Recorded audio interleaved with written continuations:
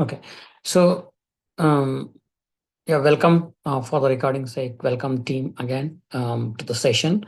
So today we'll be doing a review, recap of what we learned yesterday and then hands-on lab.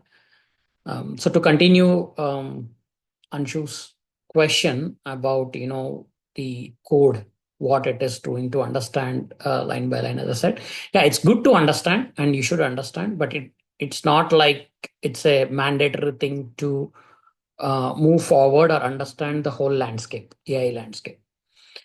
And most of the code will be AI generated, going forward also. So yesterday in the use case, as you have seen, so I was able to generate the entire program to the Python script to connect to a vector database or generate embeddings, write the data into and do a semantic search, everything using the LLM, the Gemini, right? So I will show you that, but yeah, we can walk through what is happening. Very simple, because we are using Python, as I said. There is not a lot of syntax or there is no lot of boilerplate code. It's simple using the Python libraries. And all you have to know is the what you call the signatures. What is it returning? How to traverse that object. Mostly uh, Python has either a dictionary or a list. Most of the times it is what and then it will give you a list of objects or a dictionary of objects that it returns based on the input.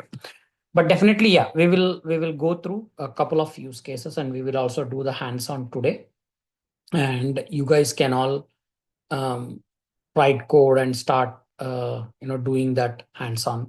I can share that code or I can share the notebook or you can generate the code what you have. Okay.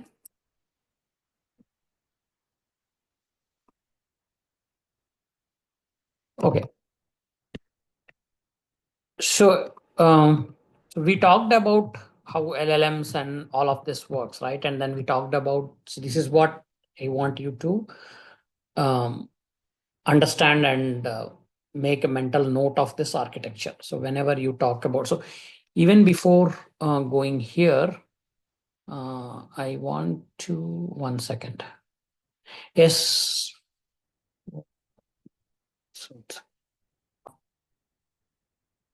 So I want to understand from our yesterday's session, right? Which area do you think you have more questions or confusion about? Or you just want me to review, if, you know, at all of those things? What is semantic, non-semantic search and all of that? I think the concept is clear, like Okay. how that non-semantic and semantic search happened. But when after that, when we went on, I am just telling on my behalf that Sure. when we went on the hands-on lab, right, Mhm. um, from collab to uh, there are two These API things, keys we right? were working on. Yeah, Uh, these things. this is like how we are connecting, how the connection is been happening for both the AI. Sorry, let me just find those pine cone, and there was one more thing like open API key. How Yeah. these things are getting connected and how the data is coming, and how we are fetching it. Without that, also this code is working, but why and at what point that pinecone and API open API key came into picture. Okay. Yeah, Yeah, I think those I missing covered that points. yesterday, but yeah, I will get you those keys, right? Open API key and Pinecone API key. So if you remove this, it will not work because Pinecone, it needs to store the data in the vector database. Where is Pinecone? Pinecone is here. Okay. You created this, whatever index and all of that stuff. And you created a index here, semantic search fast. So this is your index name, correct? Forget about your uh, Python code for a bit. Yeah, Okay. yeah. So you So have this a one, when I 1 second. Let, create, let me let me let me complete this. So you have created an account in the Pinecone. You created a project or whatever folder, a database. In that, you created an index.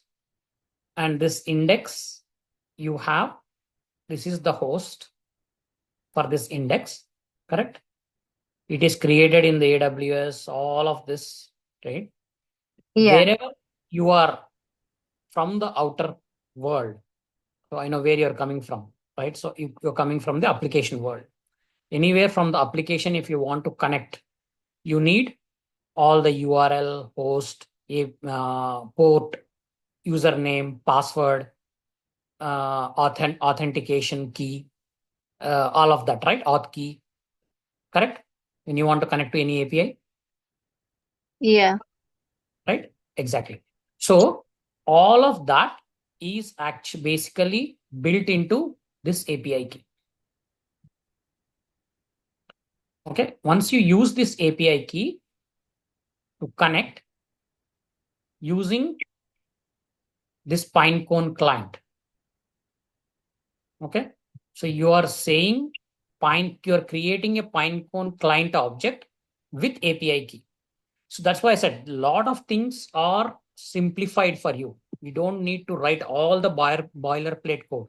You don't need to worry where is my Pinecone, where is my database, how am I connecting, what parameters I'm passing, what authorization I'm passing. All of that is taken care for you. Okay, it's all wrapped up in the object, Pinecone client. So when you install a Python library called Pinecone client, all of that is inside this library. When you create an object, it automatically has a uh, it automatically has the methods to call that API. Okay, so this is the Pinecone client. If you want to see, you can go to this pip.org where all of these libraries are there. In that, it will be a documentation will be there.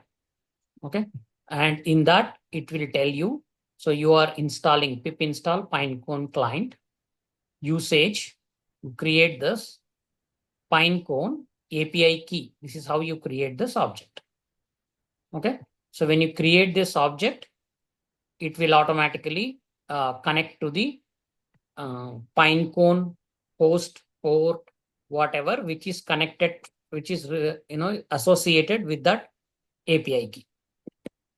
So when you create just Pinecone with the key, it will automatically go and connect to that host port and everything. So and you are also giving the uh, index name. So whatever you have created, right?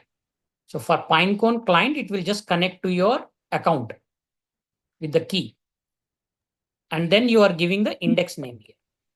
Okay, okay, I got it. So yeah, we created two programs actually. One for the vector DB Pinecone, which will actually search into the document, whatever we are uploading for the PDF. You did it for your resume search for certifications. And the other one for FireDB. Yeah, FireDB, right? So FireDB is basically it does not have it's a volume, it's a file based. So what it is doing is it is creating in the memory for you here.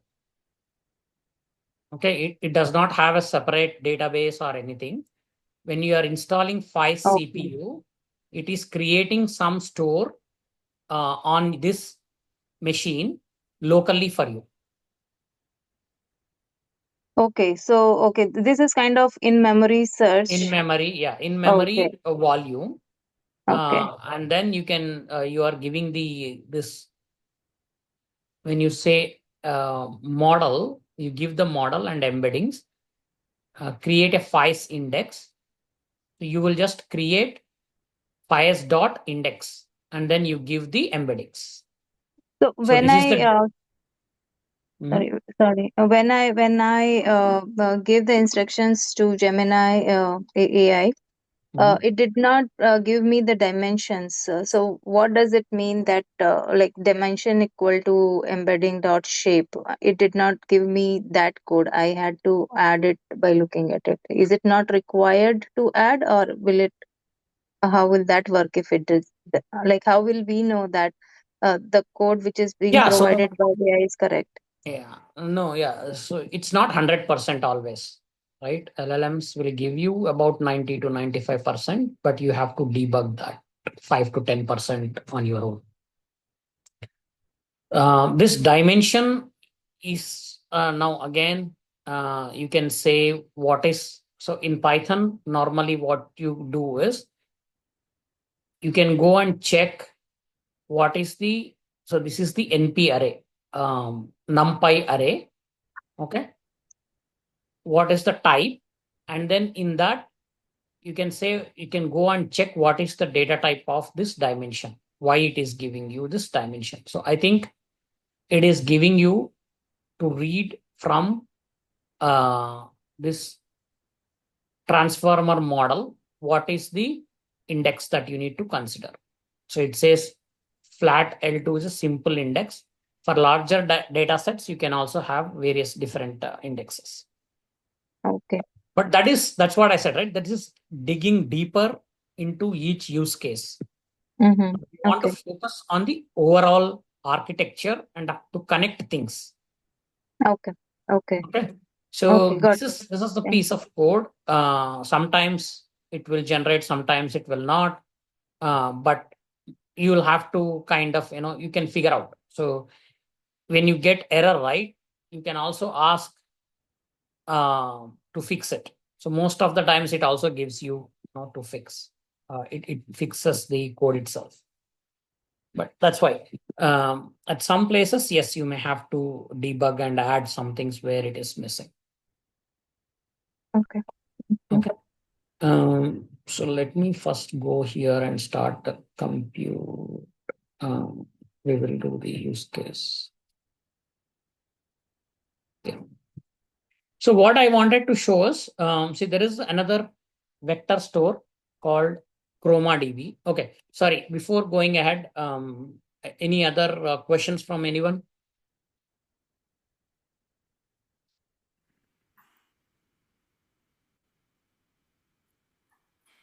Nabi, Murali, Raju, Pavan, Hema. Any other questions? No, no. So only thing is because we imported some of the libraries, right? So Hmm? so depends on the case or depends on the scenario. So we should know, right? So which one we need to install or which one we need to import all these things. Yeah, I always start with the AI. Okay, give me the base code. I will put it. I'll run. If it doesn't work, it will throw an error. Most of the time, it says, some library is not available. And then when I ask it to debug, it will say you have to add this library. So I'll go back and add that library to install. So that's how it's standard debugging process. Okay, so we need to take that AI help for this, right? Yeah, definitely take. I mean, earlier you were taking Google help. Now you are taking AI help. Right? You don't start line by line coding.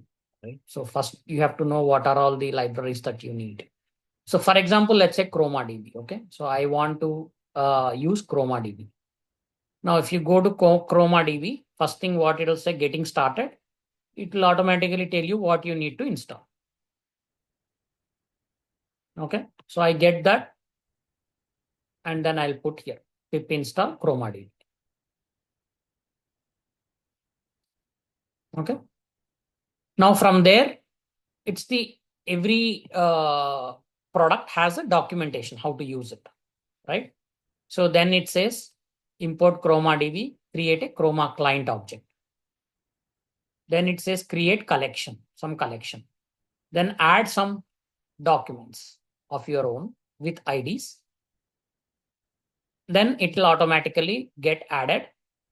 And then you query the collection. Here also, there are different versions of Chroma. Chroma is a very light vector database where if you can use in memory free that it gets, but it will not persist. There is also something like you can learn how to deploy Chroma ephemeral client. You can use the persistent client. or you can run in client server. So these are like different options if you want to use Chroma for production, right? So production, you cannot use ephemeral client for simplicity. So you have to go either client server or persistent client where all your data is persisted. But for guide examples, POCs, we just go and use the ephemeral client, that is non-persistent in memory. So once your session is closed, you will lose the whatever instance that you have, data you have, just like FileDB. So this is where you can start. This is one option. Second option is you ask AI to generate the code, run it, check the issues, fix it, or ask the AI to fix it. So hosted version is also coming soon, something like this. So this is same with any of the components that we look at in this entire architecture. Because see, we are not in the kind of a world, people from the application world, where once you set up your environment, it's fixed. Once you set up your framework, it's fixed. You use some Spring, some J, whatever Java Enterprise and all of that, and then you have your configuration files. You have Eclipse project, and you set up your configuration files that I connect to this database, and this that is fixed, and then you go on adding your code, adding new packages, adding new classes, and releasing and all of that. In the data engineering and in the AI world, it's all like very dynamic. It's all plug and play. It'll be mostly very simple to connect. You don't see any connection issues and a lot of authentication issues. Of course, the security has to be there.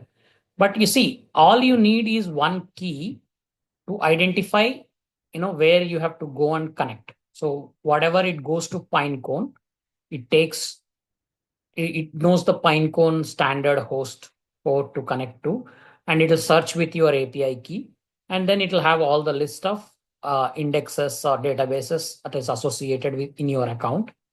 And then once you give the index name, it will start using that index. That's simple. So all you need is a key and a kind of index name. But when you go to Pinecone, first you have to set up all of this. Your indexes when you create.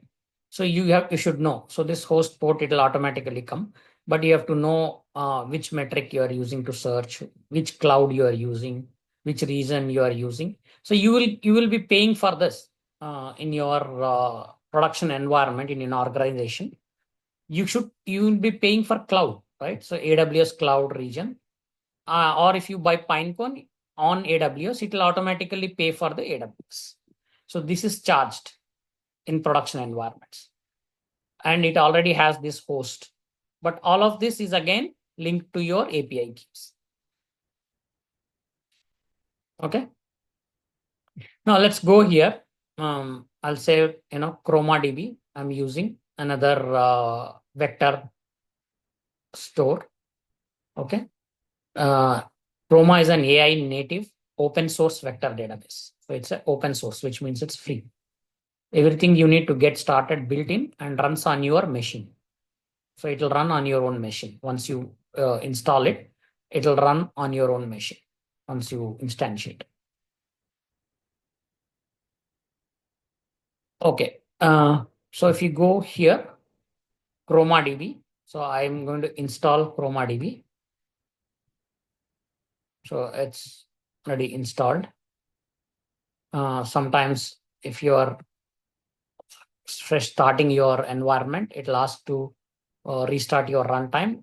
It'll automatically give option. You can start, or you can go here and say restart session. Then use ChromaDB client. And then I'm creating a collection called weather collection. It's a simple client, so I don't need to provide any other details. So it will automatically run on my machine and create the weather collection. So this is already good. So now I have these documents you see here with some IDs. Okay. Now, a document is an array of the document and its IDs. Okay. So in this document, I have these sentences. Basically, it's cold and windy. Summers are hot and dry. Weather is nice in Hawaii. It's a beautiful day. It's a beautiful day in Hawaii. Temperature is very low. It's a very harsh winter. These are the different sentences I have, which I'm going to embed and write it to the collection.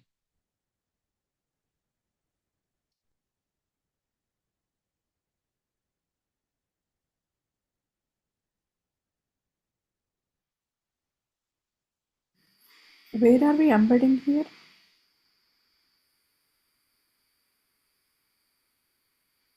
Arun? Yeah, 1 second.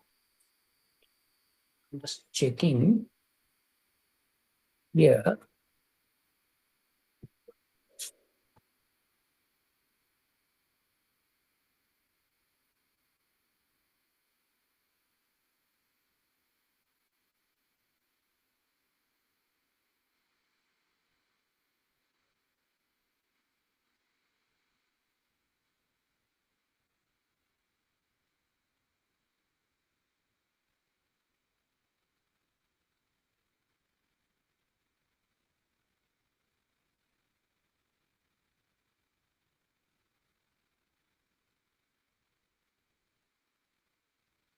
Yeah, it's already created. Maybe we can change the name of the. Yeah. So I'll just put weather to collection. Not showing me the output text here. I don't know. Setting got changed.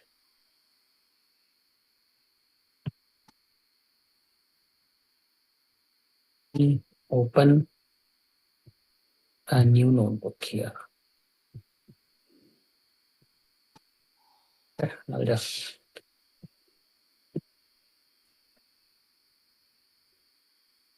see if he is going to install new one.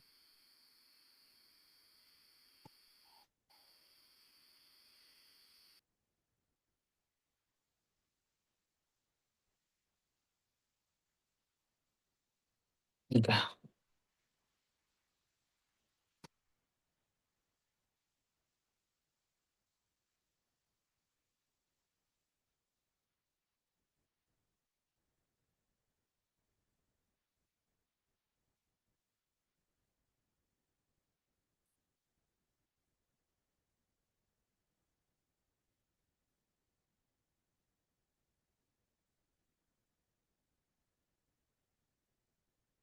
So this is installed. You have to restart the session if you want to use these packages. So you can just say restart session. And then you go here. Let me just from here, let's see.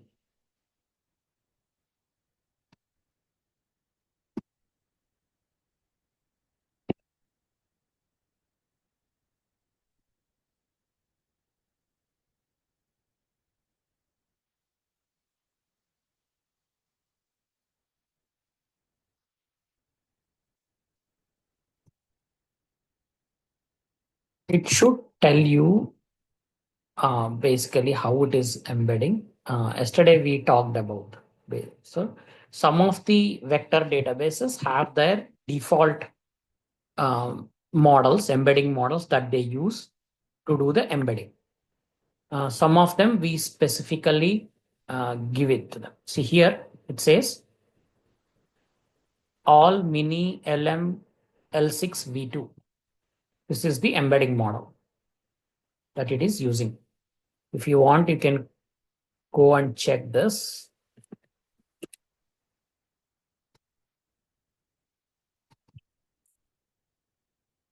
See, sentence transformer, all mini LM L6 V2. So this is a sentence transformer which is used It's a 384 dimensional dance. So it's using smaller because, as we know, it's a temporary and it's running on your machine. So it does not want to have a huge, data set to do with it. So that's what I said. The beauty of it is you don't need to, since it's a smaller piece that's running on your machine locally in memory. So it is automatically taken care of. When you use ChromaDB by default, it is using this transformer to generate the embeddings and store it. Okay. Does that answer your question, Emma? Yeah. Okay. So now let's see. This is the beauty of it that I wanted to show you here. Now, what I'm trying to search. I'm trying to search, tell me about Hawaii. Okay. So now let's see. What does it, what do you expect it to return? Anshu? So all the words which is related, which have Hawaii in the documents. Oh, nice. So let's go with that. So I said I want two results. So it gave me ID 5, ID 3, ID 5 and ID 3. So 3 is the weather is nice in Hawaii. 5 is it's a beautiful day in Hawaii. So you're right. So wherever there is Hawaii, it gave me, right? So what is so great about that? That any database can do, right? Why I have to go through all of this vector, embedding, store, semantic search, all of this overhead to get me, if there is Hawaii, get me Hawaii. I can write select star from this table where description like percent Hawaii percent. Doesn't it give me the same thing? You don't need to provide the details like table name or anything here, and the Okay, I'll easy. provide the table name. What's the big deal in providing table? Okay, and there can be multiple data sets. So we only have this documents data set right now. Let's assume I have only one table. But based on the context retrieval. Yeah. So let's see another query here. Okay. Now I will take this.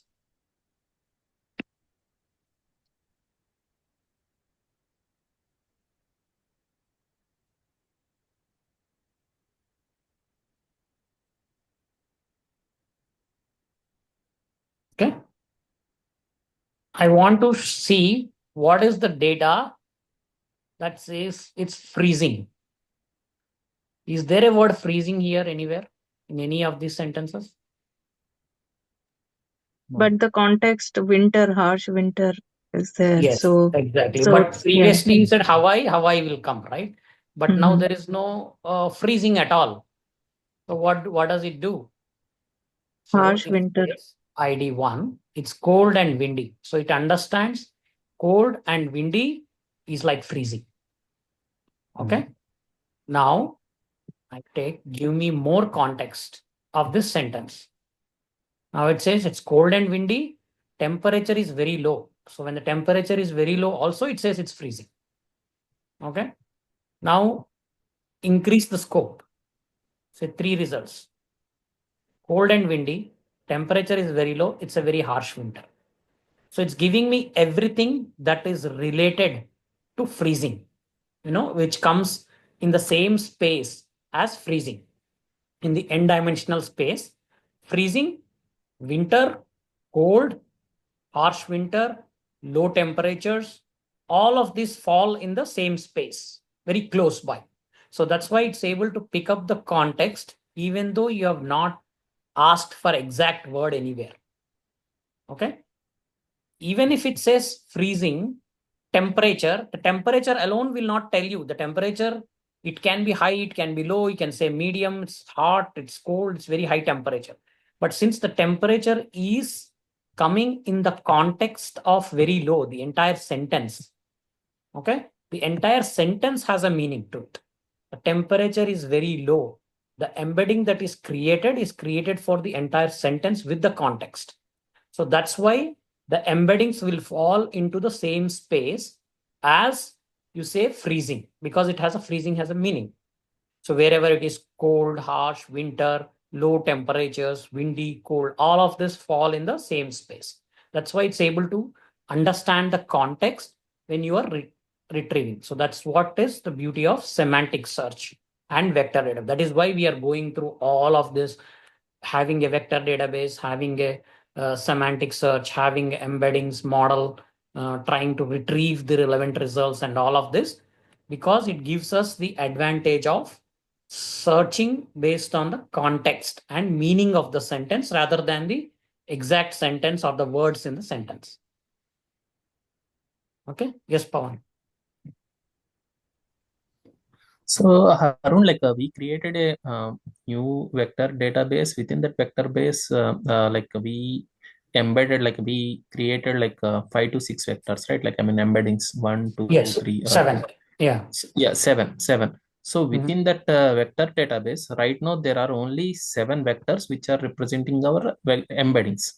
Right. There are no other vectors, right? Like for example, when you searched for freezing, there is no word like freezing in the vector database currently, and there is no vector also currently. So what it is comparing the current, I mean when we discussed yesterday, we discussed that it will fetch the nearest vectors or nearest things that are close to what we provided.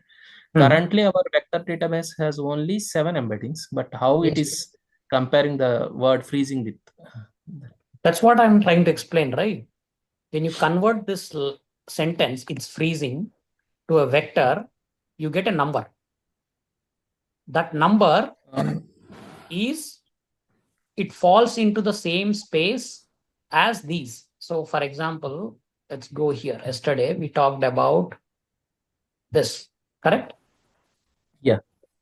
Now, if freezing falls here, the cold, the cold and windy falls here, right? It's harsh winter falls here, right? And temperature is very low falls here.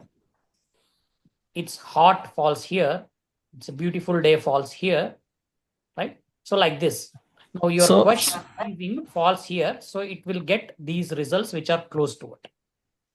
Okay, so you are saying like even the query vector, query string, whatever we are sending, it is converting it into a vector and then checking like what is the nearest vector to it in the n-dimensional space. Absolutely. It is always converted to a vector before searching. That's what I said. Without vector database, you cannot search with the string, right? So see here, there is an embedding here. There is an embedding here. You see this query, whatever you're sending, first it goes to the embedding. Then it goes to the vector database to search. This is your input data. It goes to the embedding.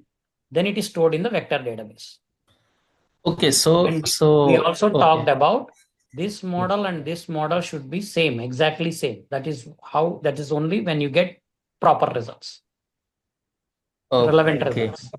Because whatever model you have used to encode, the same model you have to use to encode the query also. That is only when you can compare similar terms, apple to apple search. If you use one model here, if you use one model here, the embeddings might be different. So it may not get you the correct search results. And it may not be compared. Okay. Based on this, looks like then the embedding algorithm that we are using is very crucial, like to determine the quality which we get, right? Yes, exactly. So that's why you said you have some light embedding models. So right now, this is using only 386 that we saw, right? We saw somewhere. It is using only the 386 dimensions. Yeah. Okay. But the other ones we have 1,000, other ones we have 1,500, something you have 3,500, things like that. So based on what kind of, how much depth you need to differentiate, that you need to have. But when you say collection.query, right? You're sending the query and how many results you want. What is the collection object? If you go here, the collection object coming from a Chroma client, which has the collection, this one.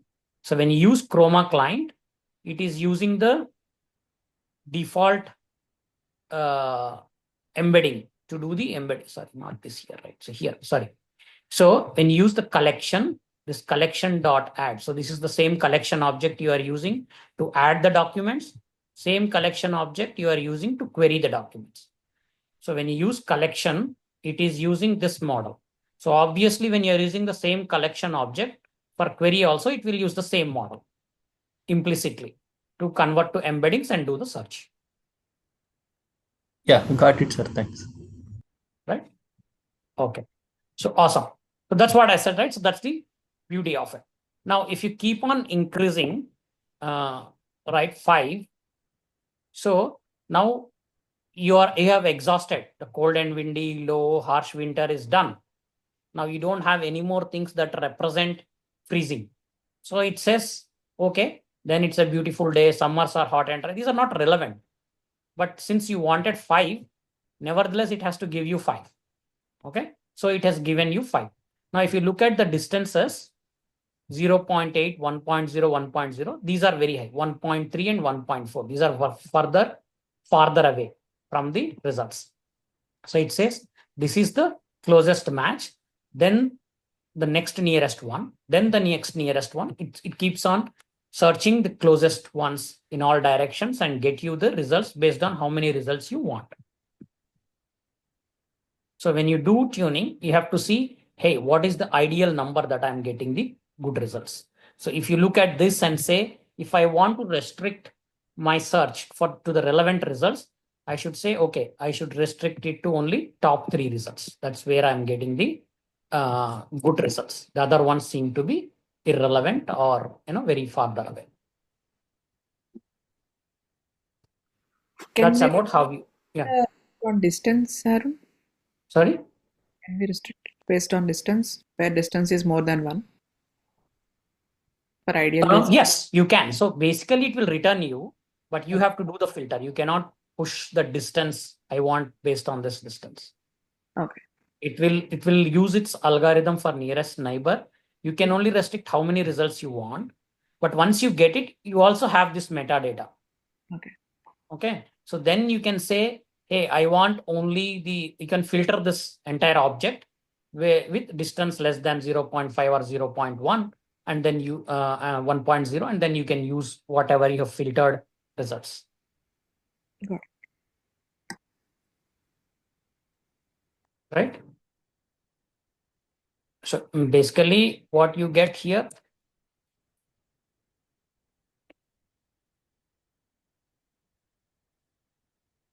you do this, what you get is a dictionary. Okay. So in the dictionary, then you have key value pairs. So you can get all the keys and all the values.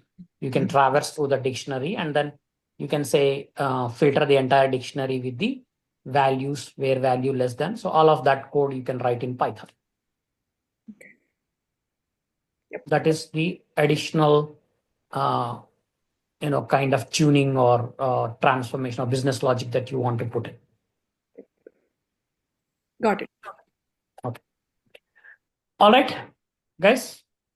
Yeah, Pawan.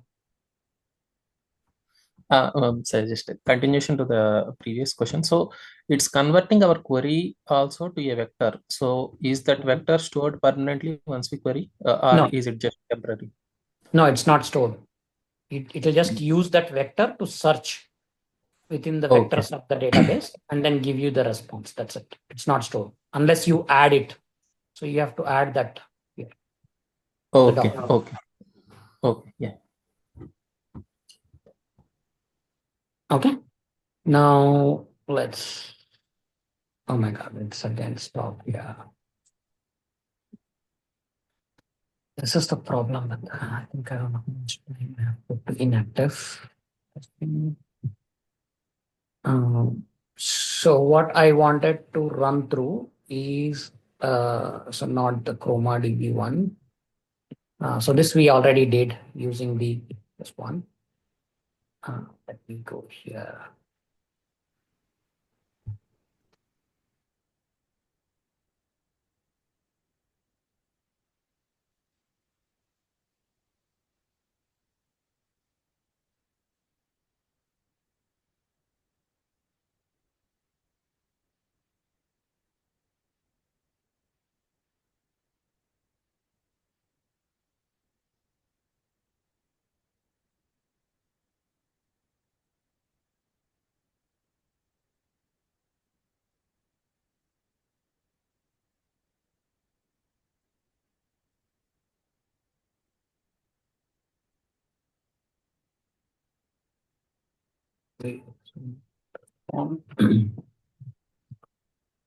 ఏంటి వెళ్ళరా నాకు వెళ్తానన్నారు HD refresh. ఒక నిమిషం ఉండు, అమ్మాయి call చేస్తుంది.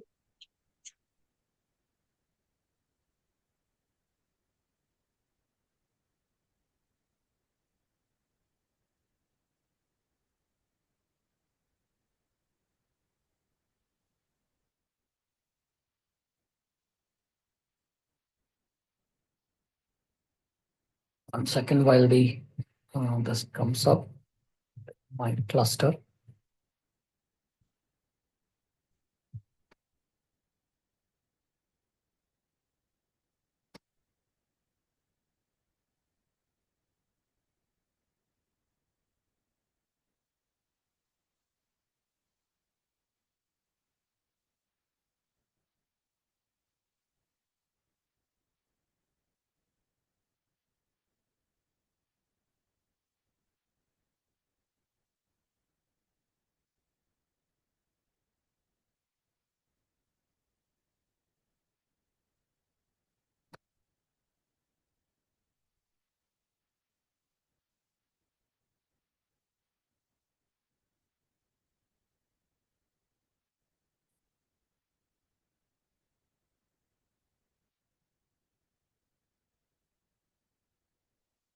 So this is the PDF document that we were talking about thing. So this is all the code for, again, if you go back. So this thing. So it talks about raw data sources, PDFs, extract, chunking, embedding, vector database, everything here.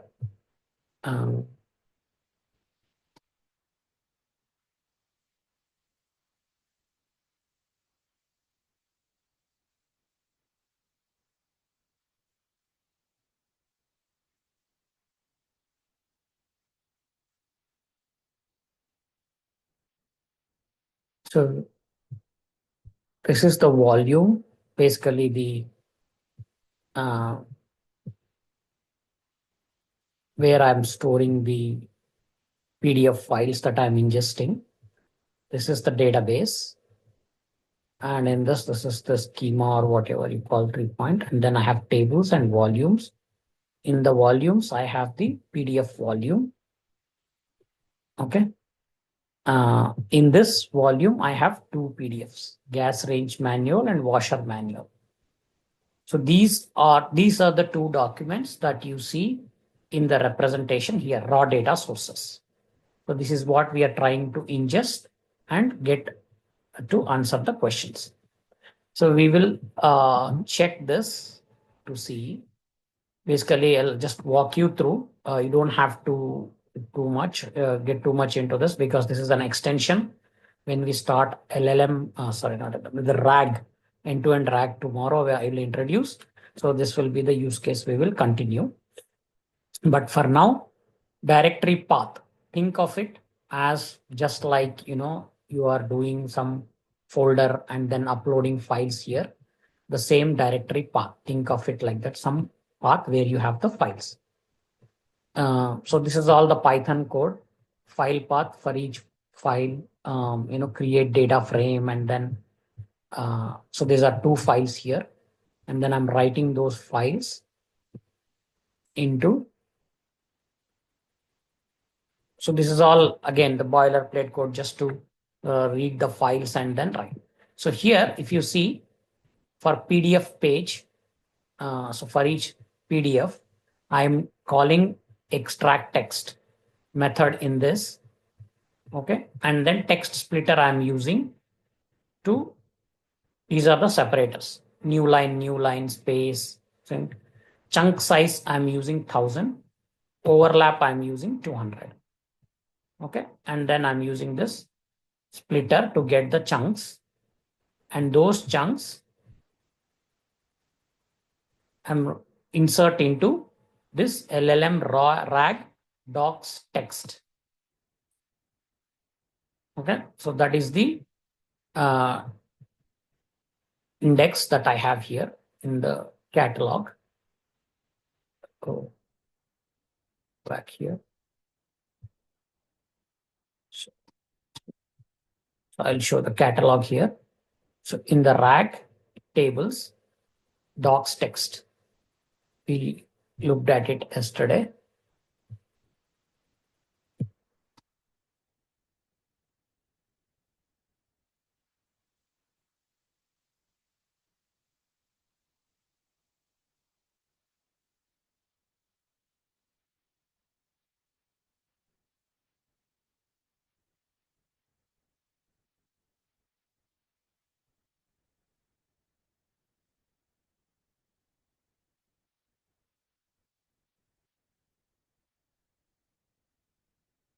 So this is the text that we saw yesterday. Okay. So now you see here, yesterday this is what I was talking about, the overlap. The last two lines here is same as the first two lines here. This will give the context saying that this chunk is actually attached to this chunk. This is the extension of this chunk, the next chunk to this, to get the context for the LLM. So where we have defined this, we have defined when we are doing the chunking here, we said chunk size is 1000, overlap is 200. So last 200 characters will be repeated in the next chunk that will become the first 200 characters. Got it?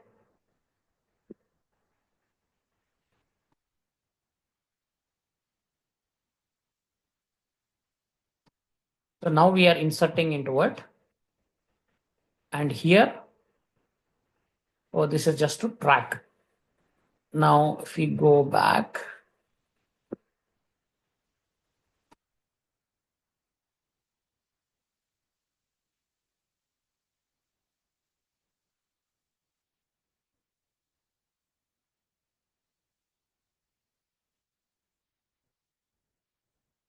once the chunk is there, so I have this token,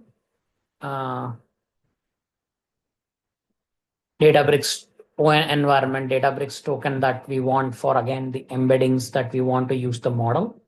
Databricks embeddings endpoint. So this is the model that I am using, Databricks BGE large EN.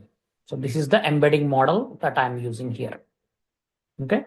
And then we pass host and token to this index where you are storing the index name and the endpoint name. So this is all we'll go through when we do the RAG end to end. So it will be a little more overwhelming right now. So I don't want to get into all of that. But simple, you can see here, index name is this that I have created, llm.rag docs_idx. So this is where I'm storing the embeddings. So you can see here, text, in the text I have only the chunks, and I'm taking these chunks when I create the index. Okay, here is what it will create the embeddings for each chunk. This one, since I have used that embedding model, that is 1024. Yesterday we have seen this has 1024 dimensions, array of 1024 elements for each chunk.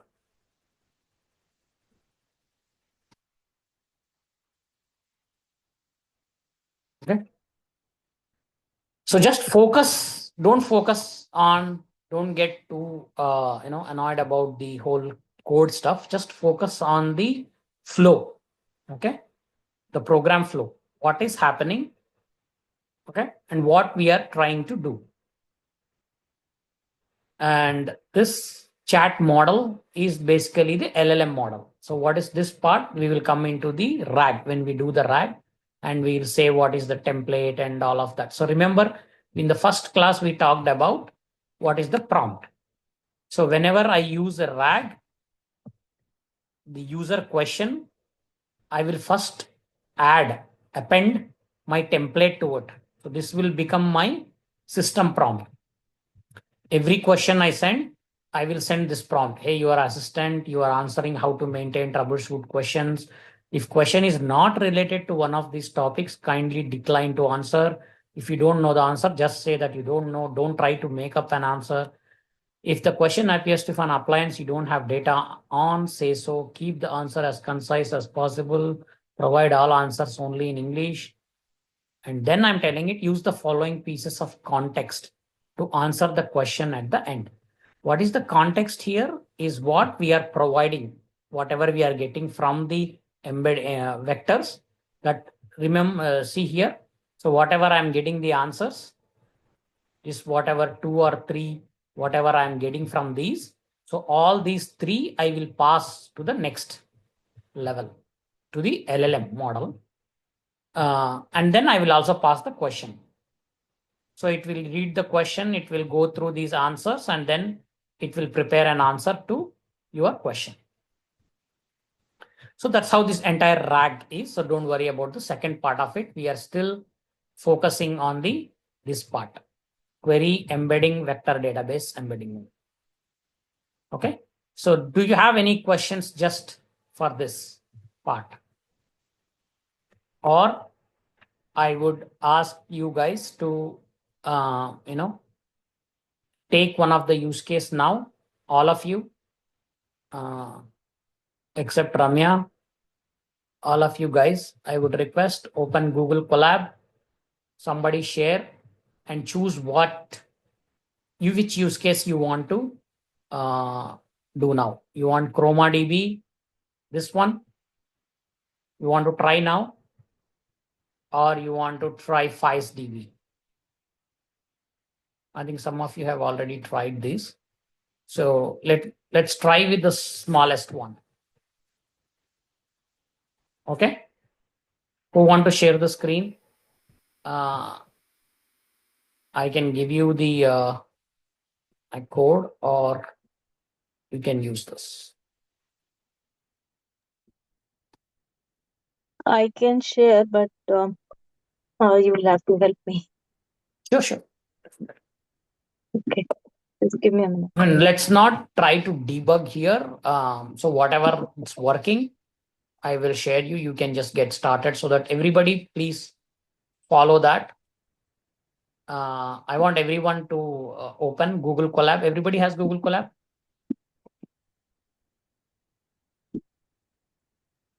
Yes, sir. Yeah, I do. Yeah.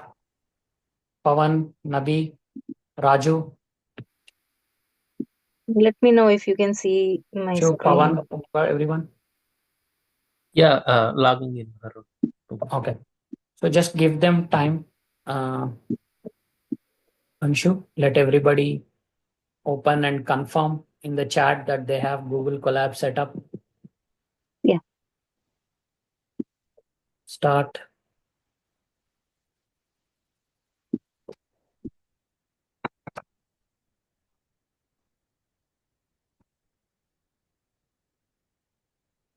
So it's a best always to put only the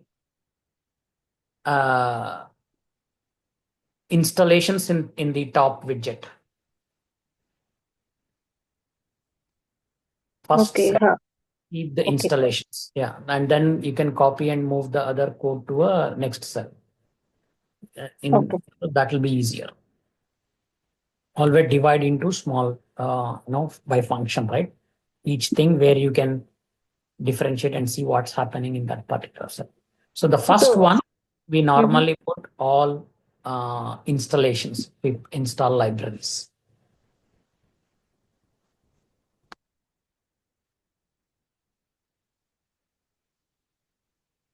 So how the libraries installation happens when you run, as long as your session is active, those libraries will be there. So if it is already there, it will say it is already requirement is satisfied. So it will not do the second time again. Okay. So everybody is doing this. All of you have to share, run and show me. Okay. So we are not going to do much after this. Maybe this use case, another use case. I want everybody to be comfortable. Prepare your own data. Okay, where in that set. So you can all start, install, go to next step. Think about what semantic search you can do. I want everybody to think and have their own data set to do the semantic search. Ideally to showcase that whatever you are searching, exact word should not be there in the data, but it has to have the context. Okay, chromadb.client. Okay, fine, that's good. What is the error? Chromadb is not found. So once you install, you have to import. Okay, let's wait. Just wait. Don't do anything. Click on Gemini. Okay.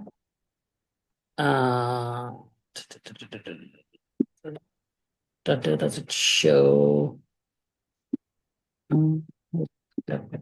Okay. Yeah, just copy that here. Oh, wait. Just wait. Okay, that's fine. Okay, so it gives you what you need to do. 1 second. Let's wait. Don't do anything. Okay. There is a next steps. You have explain error, right? Yeah. Can you click on that at the bottom? No, not there, on the left. Yeah, explain. So when you do click this, it will automatically go to Gemini and use that. So now it says you can read everything. The error message, name error, ChromaDB is not defined, indicates that the Python interpreter cannot find the ChromaDB module. This is likely because it has not been imported into your current environment. Even though you have installed ChromaDB, using this, it knows that you have installed, but you still need to import it. So it will clearly tell you what you did, what you need to do, and it also gives you the code snippet. So go now, add that import ChromaDB there.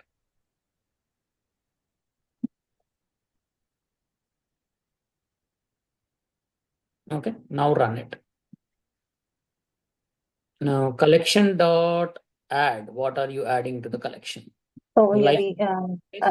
on the right side. On the right side, see it says in the comment, you will likely need to provide data. It already read your code and it has put a comment. Now in the green, suggested changes, last line. No, on the right side. Yeah, see there? Yeah. Oh, yeah. Okay. You will likely need to provide data. So it is already read your code and is suggesting what you need to do.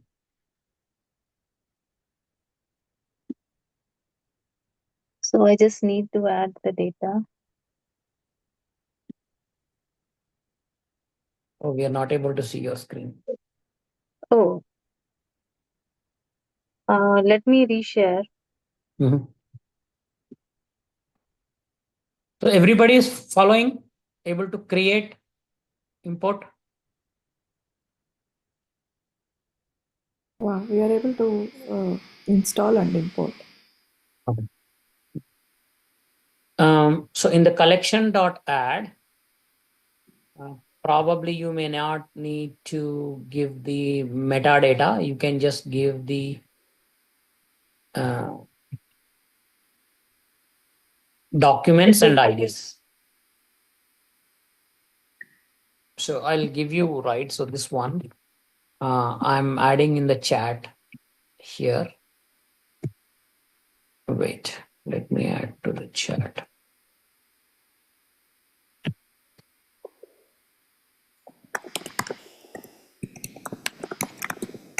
Okay, so open that, getting started, ChromaDB thing.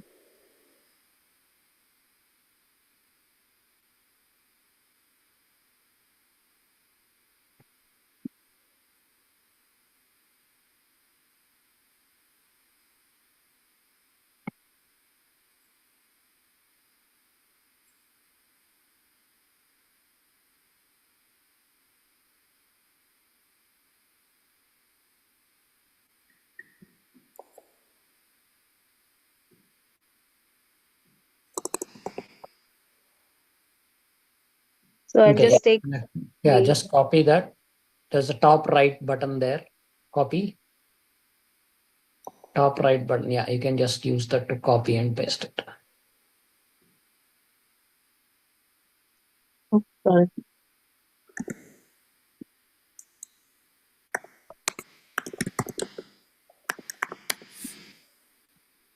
No, you have to put the complete collection dot add.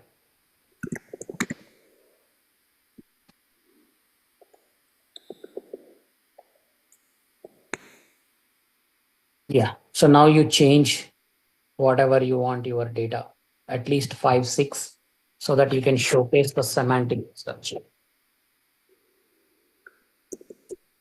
You can just press enter, it will give you something, it will suggest new data. See?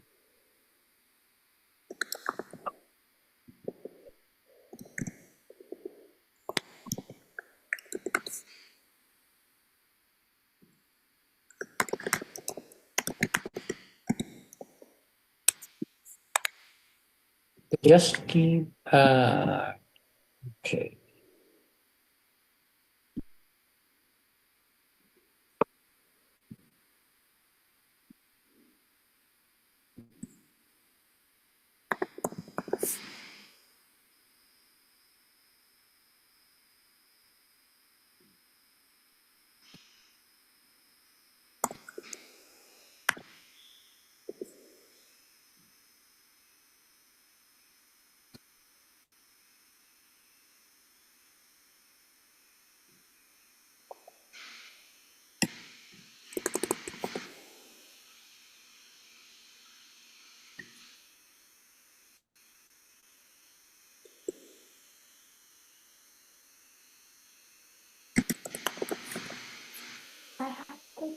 After today's my last day to submit course requests for next year, and I was doing this.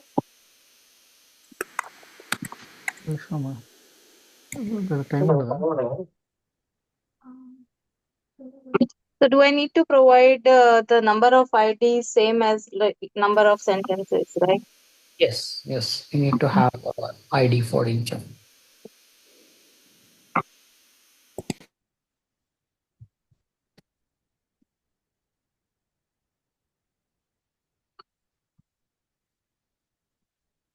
Okay.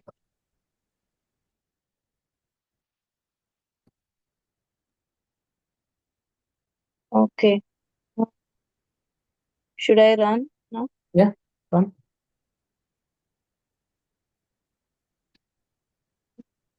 Good. So now you're able to create the documents. Now you need to go and query the document, query the collection. So you can go back to the document. There is a query where you can again copy and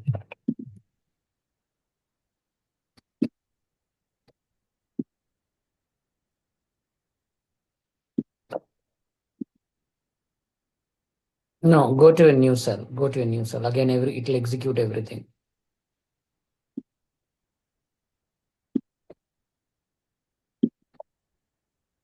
Just point. Yeah, you can just point at the bottom of it. There also it will get the menu.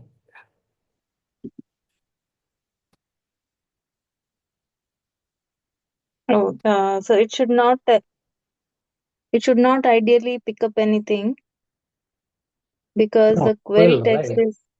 No, it doesn't matter. You asked two results, it will give you 2 results. That's it.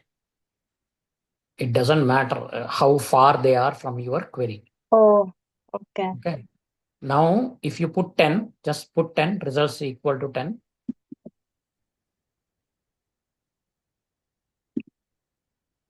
So it will give you 7 because there are only 7. It says number of requested results 10 is greater than whatever you can scroll and see. It's a greater than what? Okay. Yeah, index 7, right? So it has only 7 document, and then it can only give you 7 results, even though if you put 10. Now, even if you put 1 or 2, there is nothing about Hawaii, but it still has to give whatever you ask for. Okay. In the vector space, it will only say how far it is from the current one. Mm-hmm. Okay.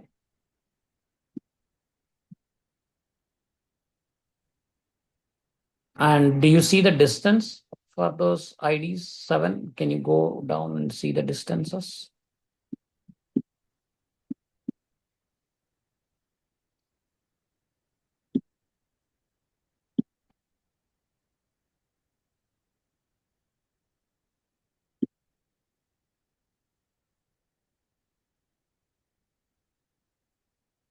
Metadata, none. Distance That's is fine. We didn't add any. 1. So now, if you see, all of them are greater than 1, right? So now when you do filter, as we said, I want to take only the relevant results where the distance is, say, less than 0.5. That is where you can filter out all of these. These are because these are irrelevant.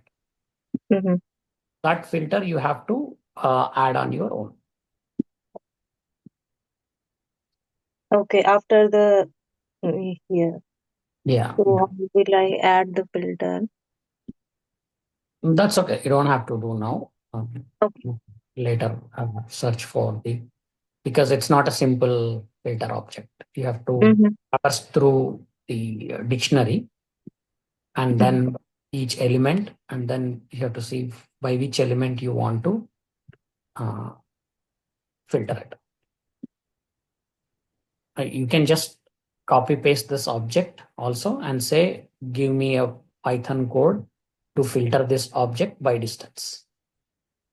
You can try that at the end. But first, let's see how your semantic search, what you want to search. I just searched that this is vitamin. Number of results, no, 10 if you get everything. Just I'll give 1. Yeah. So now you get, just give it. But again, see, I wanted to see the context search. Vitamin is already there. That's why it's getting vitamin. No, don't change the vectors. You have to just change the query.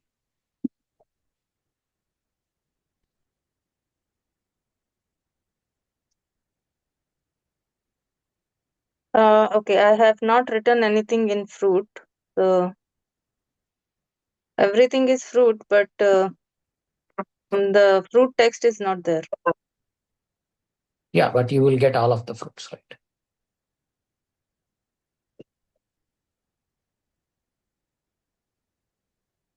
Cannot differentiate which one it is returning, why it is returning. Right? So let's say,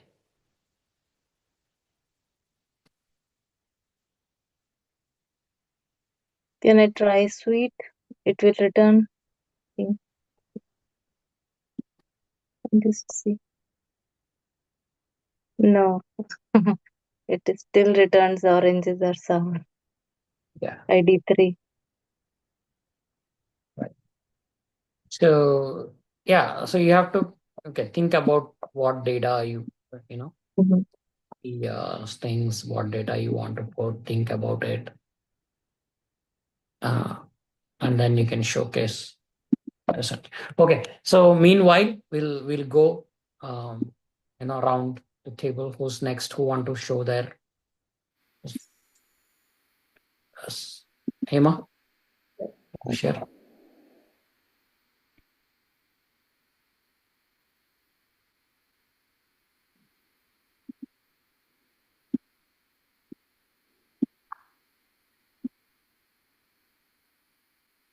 So you can stop sharing, Anshu.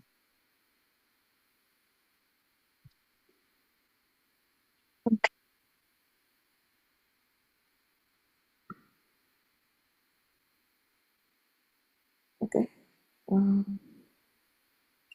I installed the ChromaDB and I created a flowers collection.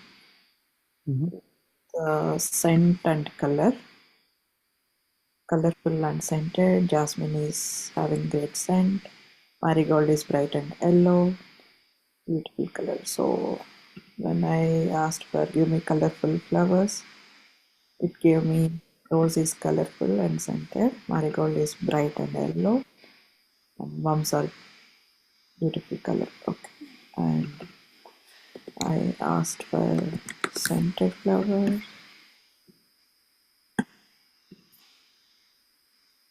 Yeah. Then it gave me rose, jasmine.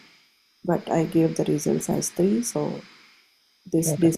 is more Yep. than yeah. But scented scent is also already there, right? That is there. So first 2 are actually matching, scented with scent. Yeah, but because you have that word scent. Yeah, yeah. So how do we make sure that it is understanding the context? Text is colorful. When I said colorful, it said that when I said the marigold is bright and yellow also, it is giving me that result. So if you do 2 results,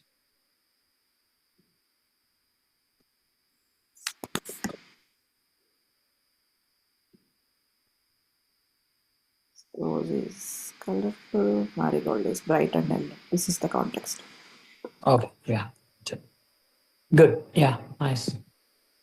Who's going next? Avi, you want to go next?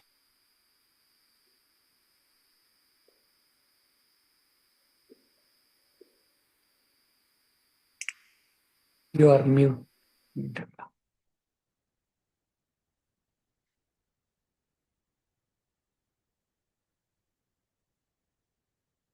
Some video also.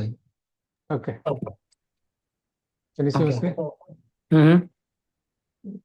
Just this one install ChromaDB.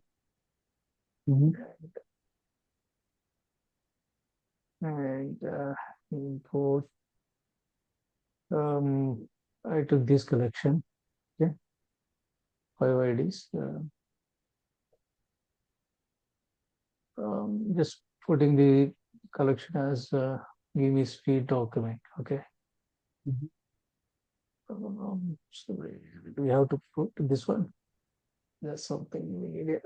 Not required. Are you passing metadata? Did you store metadata? Then you can add.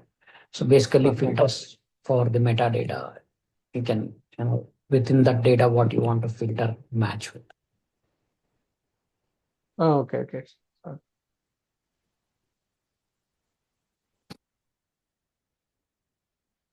The other collection is not identified.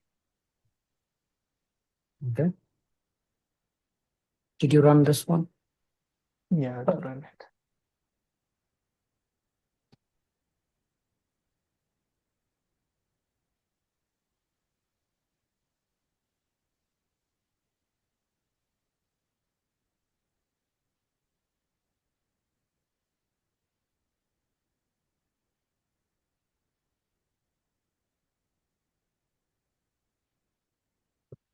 It is the result here.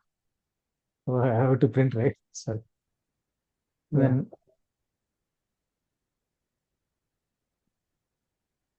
So you have to go at the bottom, you will get and yeah. Okay. Or else print results will be. Yeah, here it right. Okay. Print results.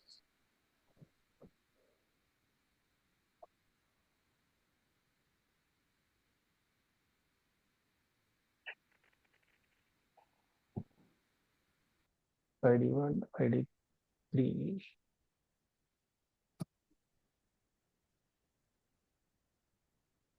So you have both suite and document. So that's why he is getting, but I'm still yet to see the context. Anyways, so that will be your assignment tomorrow. You come up with a different data set where you can specifically search for context based. Yeah, okay. Okay. Yeah, that's good. Next, Raju. Yeah.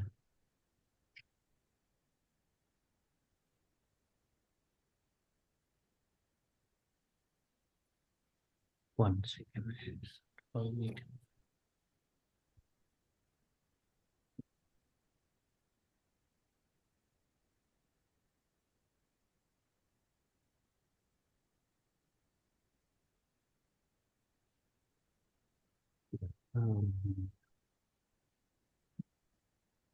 Can you able to see my screen? Yep.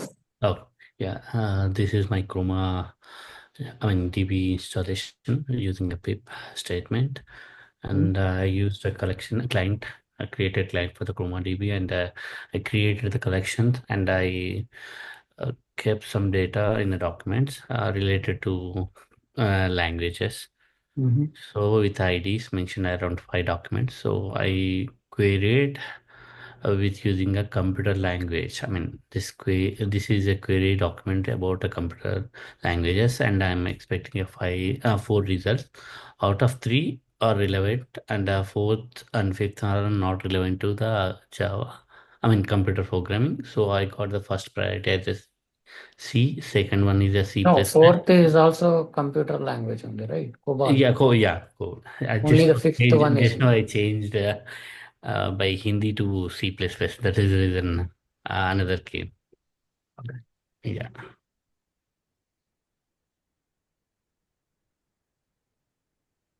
So how many? You have 4, right? So can you run with 3?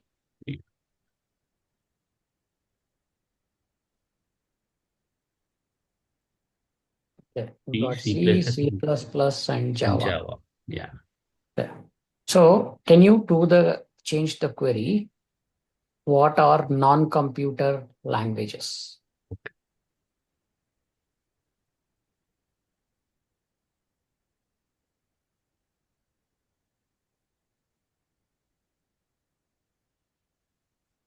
And put result 1.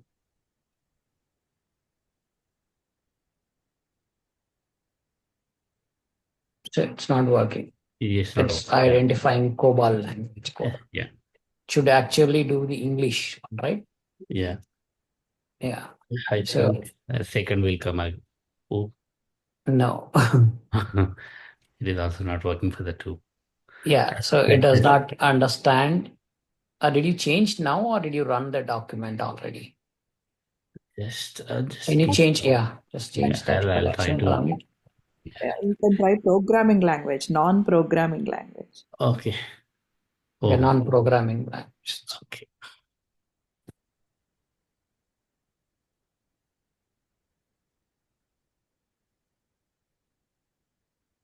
Again, also it is throwing as a. You're getting C language. Yeah, C and COBOL instead of English.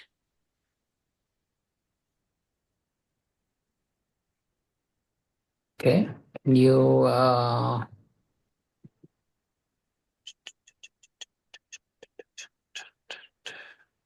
okay. So basically, yeah, it's not able to get the context from this whatever text that you have. Okay.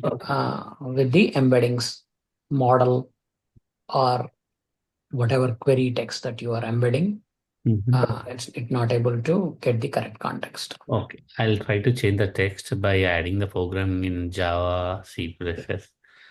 Might that work? I'll check and I'll back to you. Yeah, it's kind of it should have that. LLM will have that. Maybe the embeddings will have that understanding. What is a programming language and what is a non-programming language? So it might be trying to search that way. Yeah. But this is good, right? So at least you know some cases where it's failing. Yes. So these are the cases. If you have a real-time scenario, you have to see how you want to solve this. So it can be data quality. You say, hey, it's not able to identify, so you have to tag your data with something that your model can understand.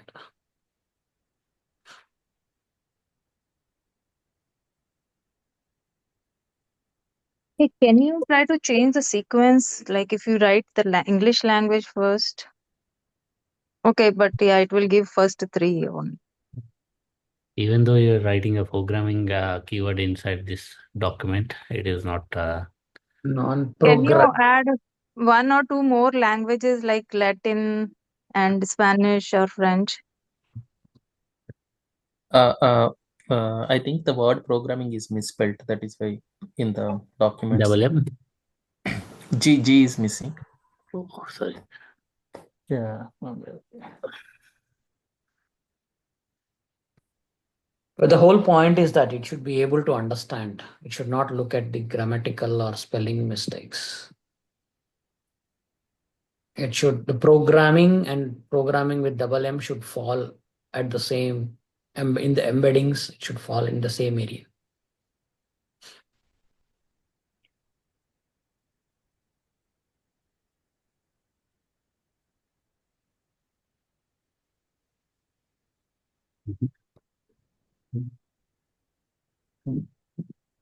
Can you make that non-programming as one word? Yeah. What is? Yeah. Put what is. Hyphen, yeah, something like that. Even though it is not. No, English is nowhere there. But it's okay. It's a good use case. We may have to see why it's not able to understand the context of a language. Okay, fine. So who wants to go next? Who's we have Pawan? You have done? Sorry. Yes, sir.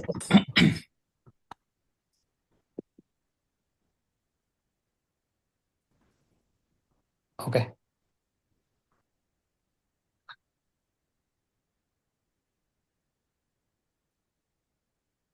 Yeah, I installed ChromaDB, imported it, created a client, then created a collection named About India. These are the sentences I embedded. Here there is no information about recipes anywhere. There is a word called cuisine somewhere in this sentence. And I asked about recipes in the query, and it returned me India is famous for its cuisine. Nice. Good. Okay. So now it's a challenge to solve Raju's semantic search for all of us.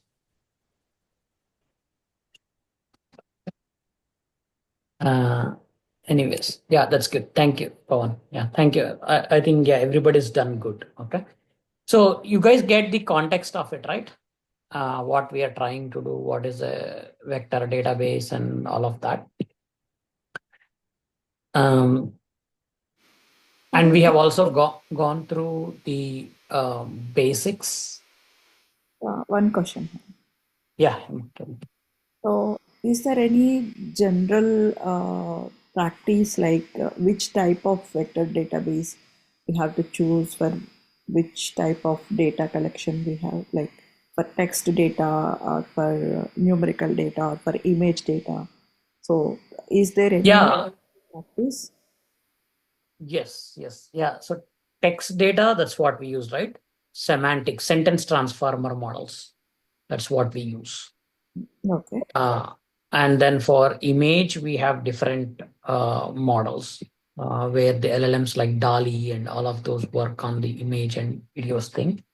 So they have different models. So you can look up in the Hugging Face what are the text embedding models, what are the image embedding models. You will have that details. Okay. I tried to fix the issue. Can I? Yeah, sure. So Arun, I have one question. So these results actually, how it will give, for example, if this is the case, right? So you mentioned something. So the first on the results we are giving the number 2. I mean, it's giving the results, right? But exactly if I want to match, for example, I made a scenario like that Phoenix, I put it the Phoenix. I put that the embedded words as a Phoenix, that one. When I give that one the query just as a Phoenix, it picked randomly some ID 1 and ID 3. ID 1, it has the Phoenix, but ID 3 doesn't have any Phoenix in that itself. But how it gave that one the results? So basically, there are two factors, as I said, right? How vector search works. It works based on what is its nearest neighbor. You don't look at what words it has in the sentence. The entire sentence will mean something in terms of numbers.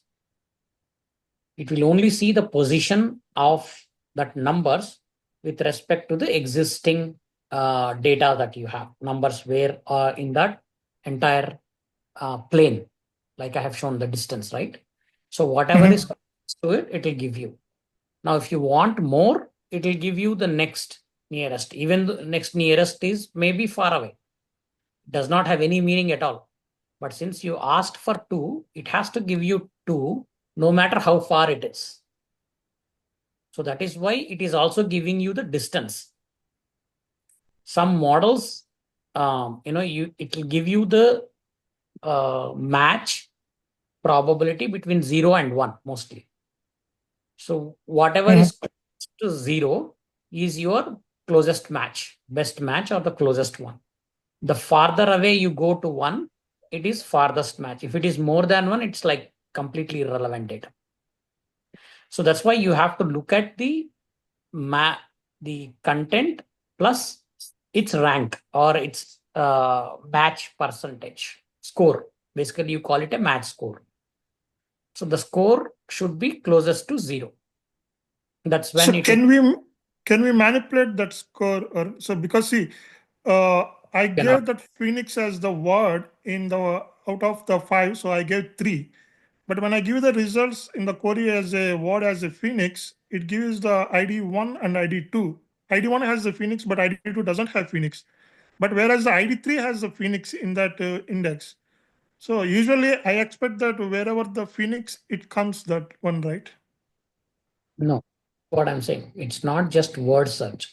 It's the entire sentence. Okay, where does the entire sentence with its meaning fall? It's not just the entire 386 array of elements, right? All of that combination will represent the entire sentence, not one word. So there is no guarantee. Okay, if I have that word, if I add 3 matches, the first 3 matches should have that word. Even if the meaning is there, that might be much closer than the actual word. Okay. So what I'm trying to see, let's say, for example, there are a lot of apples in the market. One sentence. Okay. I ate 2 apples in the morning. Another sentence. I bought an Apple laptop today. Okay. These 3 sentences have apple in them. Okay. But when you say Apple, it does not mean that Apple laptop and Apple in the market are same, right? So their meaning, the entire sentence has the meaning, and that's how the embeddings are stored. Okay. So if you say, I want to eat fruit, so it should not give you the Apple laptop light, right? Because you can't eat that. So in the meaning, which means a fruit or market apple, fruit, apple, eat apple, all of these fall in the same place, but Apple as a laptop will fall in a different space. Okay. So I want to work on Apple should give you only the Apple laptop line. Just because Apple is there, it should not give you all 3 apples. Right? That's the true test of a semantic search. Got it. Yeah. Okay. All right. Yes, Raju. So you fixed it, is it finally? Actually, it is working for only one line and not for the second one. I took help from Gemini. I'll share. No, that's fine. It's good. Okay.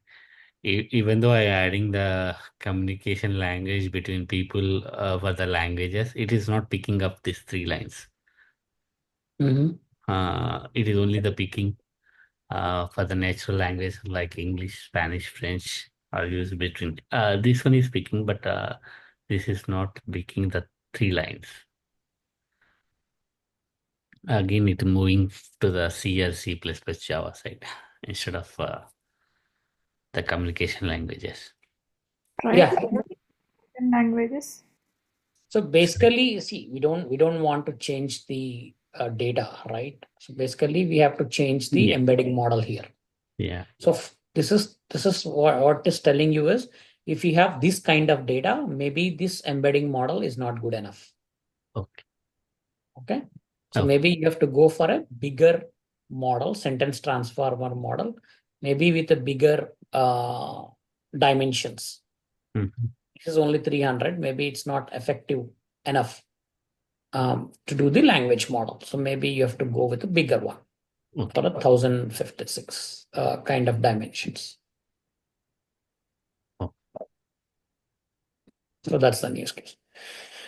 Okay, all right. So here's the plan. So I didn't want to overwhelm with the new thing. So just wanted to get a lab session here. So everybody's now comfortable about embeddings, vector search, and all of that, except for the syntax. Now you also know how to use Gemini to generate code and how to debug that everything, right? So here is the assignment. You want to take any of the vector database, Pinecone, or so anything other than vector DB, PySDB or Pinecone or VV8 or what else we have, PG vector or anything, and try to build the semantic search or Astra DB, anything. Okay, maybe if you're able to do tomorrow, fine. Otherwise, also you can take time to figure out that. So that's your assignment. Okay. I will look at it in the not tomorrow, but the next session after tomorrow. Why I'm saying next session after tomorrow is, see, tomorrow I'm going to introduce the RAG applications. So I'll go through the entire concept and I'll also give you the demo of a couple of things. And then we want to pause there, take a break for the weekend so that you will get 3 days to review all these recordings, review the code, work on the assignment, and also go through about the RAG. Next week, we will continue Monday, or probably, see, it's not, I don't look like 5 sessions. We will extend more if we need. Okay. So Monday, Tuesday, we will try to wrap up 6 sessions. If we are still one more time, we will also take another session till Wednesday. So mostly I will try to have one extra session after Monday. So that is 6th session on Tuesday. And then we will see if we need one more or not. But I don't want to run through this Friday and wrap it up, because I want you to give some time to pause, go back, read, review, and then work on these things. So next week we'll continue. So tomorrow's class. So is that fine with everybody? I am not available on Monday, Harun. Sorry, Anshu? I'm not available on Monday, so I can watch recording and we can see. Okay, yeah, sure. No worries. There will be more sessions. I mean, if comfortable, you can always attend, or we'll do recap and everything. Okay, so yeah, you're all good with extra sessions, right? So we'll continue into the next week based on availability and all of that. So that's the assignment. And we'll also look at the assignment on Monday, building this. So tomorrow we will talk about the RAG application. So the first part we have done today till now is basically using embeddings, vector database, vector search, semantic search, and then retrieval part. So how do we augment the user prompt with these results, send it to LLM, and then come out with a response, is what we will start looking at, start tomorrow. Introduce the RAG. So once we do the introduction, concepts, and demo tomorrow, then we'll take a break for the weekend. And then we'll come back on Monday. We'll do the lab or... Okay. Yeah, good night. We are also wrapping up. Thank you, Murali. All right. So anything else? Anybody, any questions? Anything you want to know before we wrap up today?